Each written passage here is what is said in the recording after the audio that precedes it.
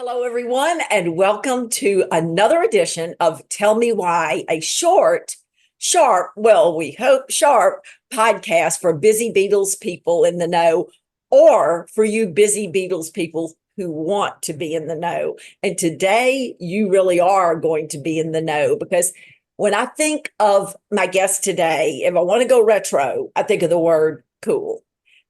She's the very definition of what we would say cool in the late 50s and the 1960s. Today, we might say panache, elan, suave. This is someone who is on the cutting edge, creative, unique. Let me put it to you this way. Her work on TikTok has been so celebrated that it's been reviewed by BBC News, the New York Times, yes, all the news that's fit to print, the New York Times, and the official Beatles channel. I can only imagine how wonderful that is. She was recently interviewed by iMagazine Online, and we're going to talk about that because people are seeking out her opinions about how today's generation is revitalizing the Beatles and bringing the Beatles back to explosive life. She is a music journalist. And if you're going to be cool, you're going to be living in the New York metro area. That's what John Lennon said anyway. She could have done 1,000 things with her talent and creativity and intelligence and ability to communicate with people.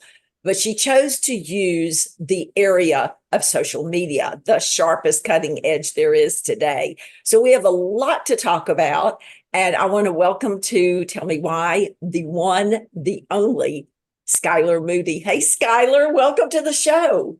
Thank you, Jude. Thank you for having me. I am so excited. And you have lots of exciting news. And one thing that we didn't really plan to talk about today, but I know you want to tell everybody is number one, tell me why you are so excited about going to Liverpool, England. And also tell me about the experience of meeting Ringo. Oh, God. Okay. What should we start first with? But Liverpool or Ringo? whichever one you want. We'll do Liverpool first because Okay. I just officially made the announcement to my followers. I told close friends and family months ago when I officially booked the trip. But then when I was at the Fest for Beatles fans, the Untitled Beatles podcast had me on as their guest. And they asked me if I had ever gone to Liverpool. And I kind of accidentally let it slip that I was going. So I thought, okay, well, now I got to tell the public. They've got to know. So I'm officially going to Liverpool and London, my first ever trip overseas this October. I am very overwhelmed, very scared, but very excited all at the same time. I'm only going to be there for a week. I don't know how bad the jet lag is going to hit me. I know there's going to be so much to do. There's so many people who I want to see. There's so many friends that I am about 10 years overdue of meetings. So it's going to be a blast. I'm going to feel right at home. And if anyone out there has recommendations, send them my way. I'm getting a lot of repeats, but it's good because then that means, okay, definitely set in stone. We're going to do it. The one good thing about the jet lag is if you do want to sleep during the day, the pubs are open until 4 in the morning. I mean, like most Beautiful. close. I'll be living there. Yeah. So when the clubs close at 2, the grapes are still open until 4. So then Perfect. we go home and go to bed and have a breakfast and then go to bed. And, Perfect. a good English breakfast and then the nap. Yeah. That sounds beautiful. And Ringo. And Ringo. All right. So I'm sure a lot of you, if you don't know me, you've probably seen my face somewhere online with my interview with Ringo at his birthday party in Los Angeles back in July. Man, that was a long time coming. I found the right connections. I was able to get in touch with the media team who was running the whole show basically. And I said, hi, this is who I am. This is what I do. I would love to interview Ringo for my social media channels because I think this is something my followers would love to see. And it was the easiest thing in the world. They just said, okay, you're in. And I go, great. I have to book a flight to LA now. But I was alone. I wasn't even at home with my parents when I got the news. So I called them immediately. They were so happy. And then I was staying with family in New Mexico actually. And they didn't hear the phone call happening, so I didn't say anything until we went to dinner that night and we were at a restaurant and we all just erupted into cheers. That was probably my favorite part of it. But meeting him, oh, I'll show you right on my lock screen. Oh my gosh. Ignore the notifications. I've watched it so many I times. and that's what surprised me was that going into it, I know Ringo, he doesn't really do hugs. I know he doesn't even do handshakes. He usually just does elbow bumps. So I figured it was a shot in the dark, just saying, "Hey, could I give you a hug?" But so I'm very surprised that he did. Truly, I look back on that and I go, "Whoa, that did." I'm looking at the picture every time I look at that picture. I go, "That was real." How was that real? I don't know how I did that. I do not know how I kept such a professional front because I saw him walking down the barricades talking to the reporters, and I'm thinking, oh my God, I have to talk to him. I have to look him in the eyes. I have to speak to him. I never thought this day would come. But then the second he was in front of me, it was just calm. I felt like I was talking to one of my best friends who I hadn't seen in 10 years, basically. And it was a dream come true. Oh my gosh. Now, to qualify this for everyone at home who's going, why can't I meet Ringo? Just let me give you some stats so you'll understand. Skylar has 13,000 followers on Instagram, 2,500 followers on X, 1.8 thousand on Facebook. Her YouTube channel has 1,420 subscribers, not the millions of people that click on every day and watch what she's doing and don't subscribe. So, hello. And that's not even her biggest venue. It's TikTok, right? Yes, So, 23,000. oh, And that was built up. I've built that up over the course of 3 years, I would say. And being a Beatles fan for 10 years and then starting to get into social media about 3 years ago when I graduated college. that's amazing. So that kind of brings us to our first question. I alluded to that article that you did with iMagazine.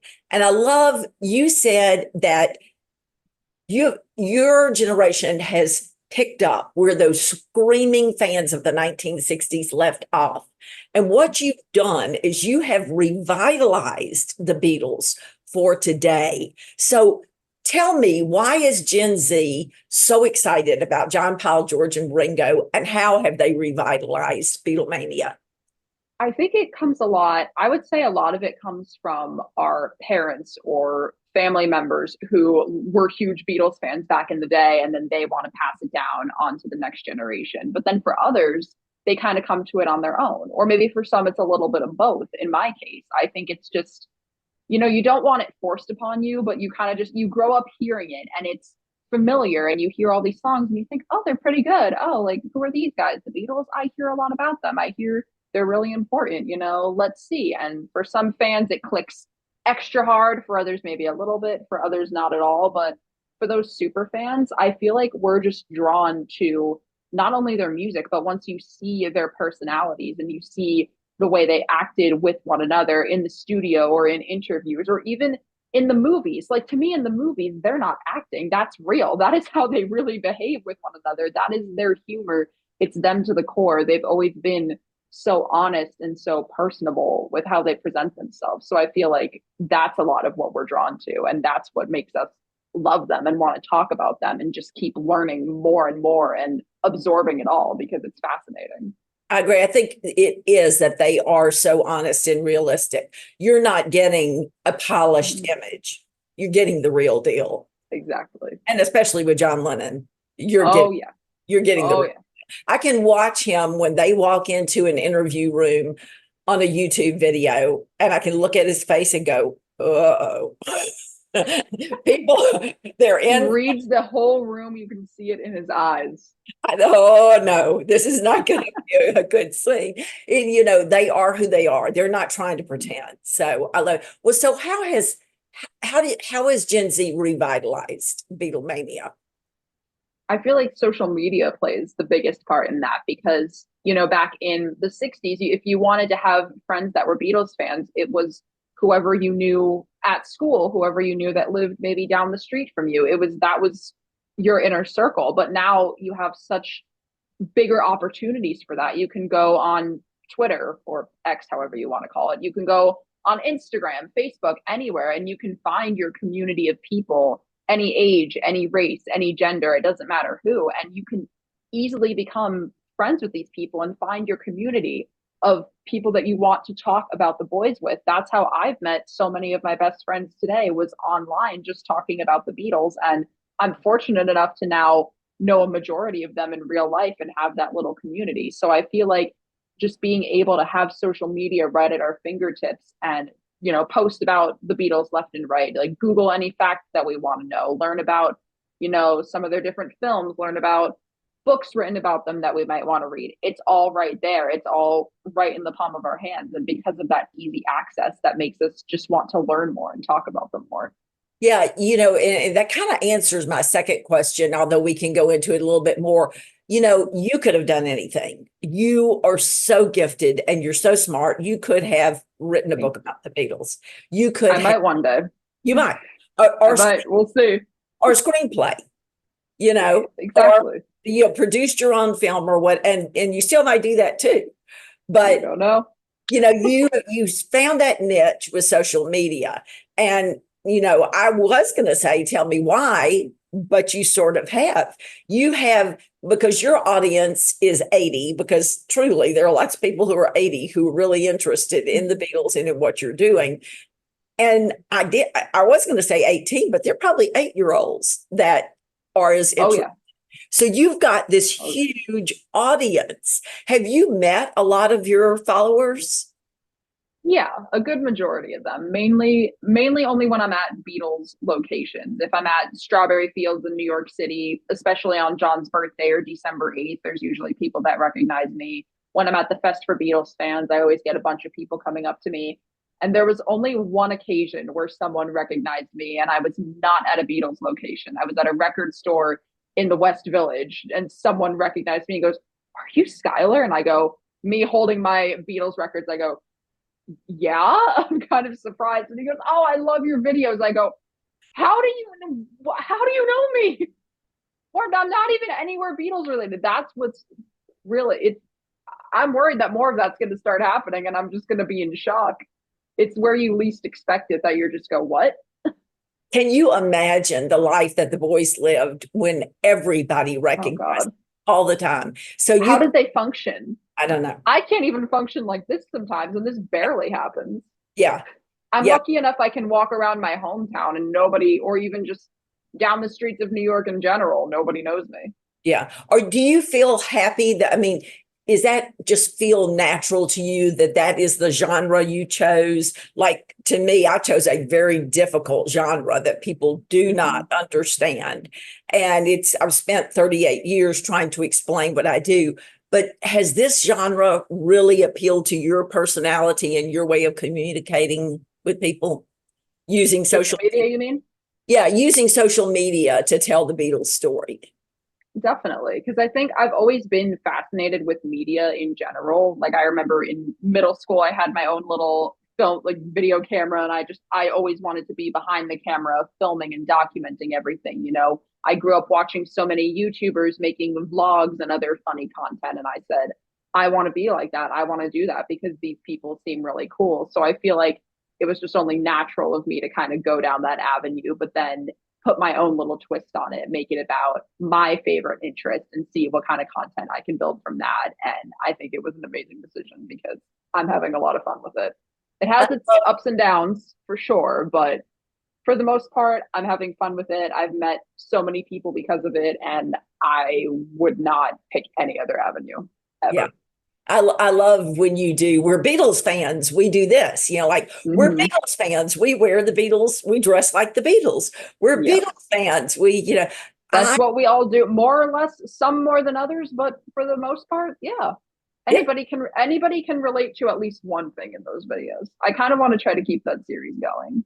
Yeah, I love it. I love it. You appeal to everyone across the board. And it's just so important. You've got that torch, that Beatles torch, and you're carrying it high. Well, I noticed your shirt, and I still miss him too every day. And I wasn't even alive. I know. For the people out there that will point that out, I know that's the joke. Yeah. Well, you and I also know you have John tattooed on your I arm. do. That was a So little birthday present to myself this year, and I it's my love favorite tattoo. I just love it. You and I were on a panel at the Fest for Beatles fans. And by the way, people, Yeah. you've never been to the Fest for Beatles fans. It's coming up March 28th through the 30th at the Hyatt Regency. The New York Metro Fest is coming up in March. It is great. It is an experience that you would never forget. It is so wonderful. And Skylar and I were on a panel at the last one in Chicago, John Lennon, sinner or saint. And we weren't there to declare him either a sinner or a saint, but to talk about the varied opinions across the board of John Lennon. So, Skylar, tell them a little bit about what we came up with, why you have the John tattoo, and why you still miss John Lennon. We came up, the general consensus that we all agreed on was that he wasn't a sinner, he wasn't a saint, he was a little bit of both, kind of a perfect mix, because you can't demonize someone based on the horrible actions that they've done, and you can't praise someone like a god based on all of the great things that they've done. You can't you can't put someone on a pedestal or completely knock someone down. It's not as black and white as that. It's always shades of gray, because this was a man who grew up, he had a very complicated childhood, very complicated life in general, and so many things occurred that people want to paint him one way or the other. And at the end of the day, he was human. He said it himself, and he owned the mistakes that he made. He had owned up to it. And I just wish that we had more time with him as he was kind of making that turn and realizing where he needed to go and what he needed to do. And I admire him very much for that. That's why I wear the shirt. That's why I have the tattoo, because I see the kind of man that he truly was deep inside through various tellings of other scholars like yourself, through information I found out, through words that came out of his own mouth. I see exactly who he is, and I love him for it, and I always will. And I see a lot of myself in him as well. Yeah. So when Candy Leonard interviewed me for her Beatleness book, she said, well, so tell me about how you got to know about the Beatles, blah, blah, blah, blah, blah. And why did you like them? And I said, well, because I wanted to be John Lennon. And she went, what? I can relate to that. You didn't want to be much a girl that John liked? I said, no, what fun would that no. be? I wanted to be John. No. I get that. That's where the fun is.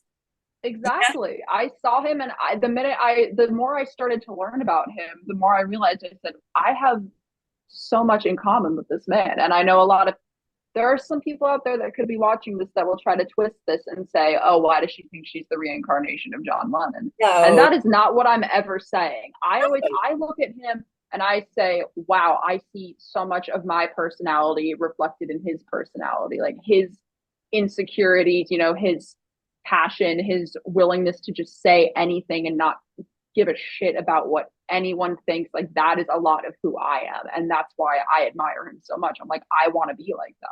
Right. I want to have that drive and that passion. I hear you. And that is exactly right. And who wouldn't want to be the leader of the group? Who wouldn't want to be the writer? He was all the things that he was in the forefront, and he was paving the way. And sometimes that meant trouble, and sometimes that meant heartache. It comes with it. Yeah. Which I'm learning the hard way as well. But, you just keep going. You keep going. So I always ask people, what is your favorite John Lennon quote, and tell me why? I would say probably one of the ones that we talked about on the panel, which was him saying, part of me thinks I'm a loser and part of me believes that I'm God Almighty. And, depending on whatever situation that you're going through day to day, sometimes you're going to feel like a loser and sometimes you're going to feel like I am a genius. Everyone bow down to me. But, at the end of the day, you're neither. It's always going to go back and forth. It's always going to be in the middle. You're going to have your own kind of shades of gray. And I feel like he described that perfectly.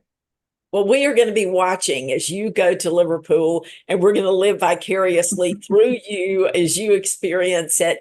Everything will be documented. I'm worried that I'm going to be like this too much of the time, and I need to force myself to. This is why I need to hire a videographer. just to be able to document all of it for me. But that'll happen when I have a higher salary or win the lottery. So tell everybody where they can, they all know that you're on X and Mhm. YouTube, but how can they follow you? Where do they just go to Skylar Moody? I would say the easiest thing to do is go to skylarmoody.com. I have all of my social medias linked there. There's more about me. So whatever you want to know, that is where you will find me on your preferred social media platform. There you go. And why Elon Musk didn't just keep Twitter, that would have That's a been, conversation for another day. I have beef with him now. it's too That's hard. also a conversation for another day. We all still call it Twitter, I mean, Yeah, I will always call it Twitter. I yeah, don't care. I don't care if it confuses people. It's just in whatever, my brain. whatever it is, Twitter X. Thank you so much for being with us. Thank Of you for course. all A you do. pleasure as always. Thank you for loving the boys and spreading the word and being so You as well. vivacious and chic and cool. And what a great Thank you. representative for the Beatles world. Thank you so much, Skylar. Of course. I am one of many. There's many more to come. There's going to be so many out there just like me, and we're going to keep paving that way and carrying the torch. I love it. And with that, Skylar and I both say to you, ta and shine on. Peace and love.